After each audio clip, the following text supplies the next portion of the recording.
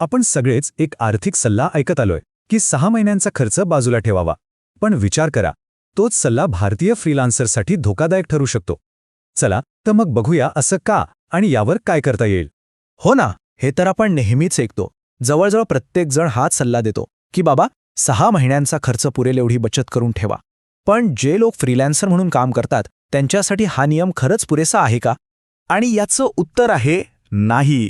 उलट हा सल्ला त्यांच्यासाठी एका मोठ्या संकटाचं कारण ठरू शकतो. कारण बघा ना, फ्रीलान्सरशी आर्थिक गणितं नोकरी करणाऱ्या लोकांपेक्षा खूपच वेगळी असतात. उत्पन्न अनियमित असतं आणि आव्हानं जास्त असतात. त्यामुळे तो 6 महिन्यांचा नियम त्यांच्यासाठी अपुरा पडतो. आता हा आकडा बघा, 14%. काय असेल बरं हे? हा आहे आपल्या भारतातला वार्षिक मेडिकल इन्फ्लेशन रेट, म्हणजे वैद्यकीय महागाई दर.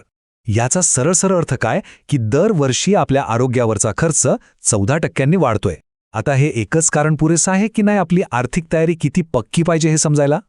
तर इमर्जन्सी फंड म्हणजे नेमकं काय? सोप्या भाषेत सांगायचं तर अचानक आलेल्या मोठ्या खर्चांसाठी बाजूला ठेवलेले पैसे. आणि ही उपमा मला खरंच खूप आवडली. आर्थिक फायर एक्स्टिंग्विशर. विचार करा, घरात आग लागल्यावर आपण बादली घेऊन विहीर शोधायला जातो का? नाही ना. आपल्याकडे फायर एक्स्टिंग्विशर तयार असतो. बस हा फंड अगदी तसाच काम करतो. एक गोष्ट लक्षात ठेवायची, हा पैसा गुंतवणुकीसाठी नाही तर फक्त आणि फक्त सुरक्षेसाठी आहे. तर मग आपण हे समजून घेऊया की फ्रीलान्सर्सचं आयुष्य इतकं वेगळं का आहे आणि त्यांच्यासाठी हे आर्थिक नियम वेगळे का असायला हवेत. सगळ्यात पहिलं आणि महत्त्वाचं आव्हान म्हणजे अनियमित उत्पन्न.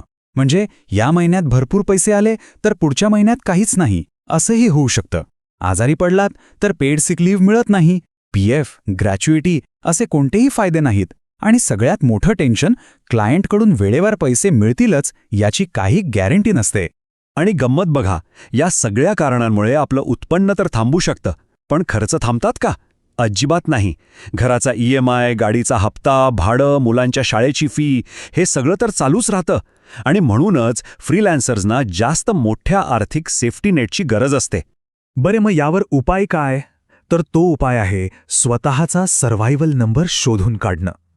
चला आता आपण ते खरं सूत्र बघूया जे आपल्याला योग्य आकडा शोधायला मदत करेल. हे खूपच सोपं आहे. फक्त 2 स्टेप्स आहेत. पहिली स्टेप, आपला महिन्याचा अत्यावश्यक म्हणजे एकदम गरजेचा खर्च किती आहे तो काढायचा.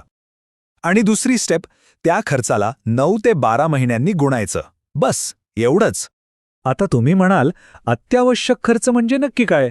तर यामध्ये आपलं घर भाडं किंवा घराचा हप्ता येतो, गाडी किंवा इतर कर्जाचे हप्ते, किराणा सामान, लाईट, पाणी, इंटरनेटची बिलं, मुलांची फी, विम्याचे हप्ते आणि घरातल्या मोठ्या माणसांना द्यावे लागणारे पैसे. एक गोष्ट इथे अगदी स्पष्ट आहे, यात बाहेर खाणं, शॉपिंग किंवा फिरायला जाण्याचा खर्च नाहीये. हा तो खर्च आहे जो उत्पन्न थांबलं तरी आपल्याला करावाच लागतो. चला एक उदाहरण बघूया, म्हणजे लगेच लक्षात येईल. समजा आपला महिन्याचा अत्यावश्यक खर्च 50,000 रुपये आहे. आता जर एखादी नोकरी करणारी व्यक्ती असेल तर तिला कदाचित 3 लाखांचा फंड पुरेसा वाटेल. पण फ्रीलान्सरसाठी हीच रक्कम कमीत कमी 4.5 ते 6 लाख रुपये असायला हवी. बघितलं, फरक जवळजवळ दुप्पट आहे. आणि खरं सांगायचं तर हे वाक्य सगळ्यात महत्त्वाचं आहे. योग्य आकडा म्हणजे काय? तो कुठल्या फॉर्म्युल्याने नाही ठरत. योग्य आकडा तो जो आपल्याला आणि आपल्या कुटुंबाला रात्री शांत झोप देतो, आपल्याला ती खात्री देतो की काही झालं तरी आपण परिस्थिती सांभाळून घेऊ शकतो. चला आता फंड किती हवा हे तर ठरलं, पण एक महत्त्वाचा प्रश्न उरतो, हे पैसे ठेवायचे कुठे? कारण हे पैसे आपल्याला हवे तेव्हा लगेच मिळायला पाहिजेत आणि ते सुरक्षित पण असायला हवेत. इमर्जन्सी फंडचं काम फक्त एकच आहे आणि ते म्हणजे गरज लागल्यावर एका क्षणाचाही विलंब न लावता आणि कोणतीही किंमत कमी न होता आपल्या हातात येणं. यातून भरपूर रिटर्न्स मिळतील ही अपेक्षाच करायची नाही. सुरक्षा आणि लिक्विडिटी म्हणजेच सहज उपलब्धता, हेच सगळ्यात महत्त्वाचं. तो मग पर्याय काय आहेत? मुख्यतः 2 चांगले पर्याय आहेत. एक म्हणजे आपलं साधं सेव्हिंग्ज बँक अकाउंट आणि दुसरा म्हणजे लिक्विड म्युच्युअल फंड. सेव्हिंग्ज अकाउंटचा फायदा काय आहे की पैसे कधीही, अगदी रात्री 2 वाजता सुद्धा ATMमधनं काढता येतात, पण त्यावर व्याज कमी मिळतं.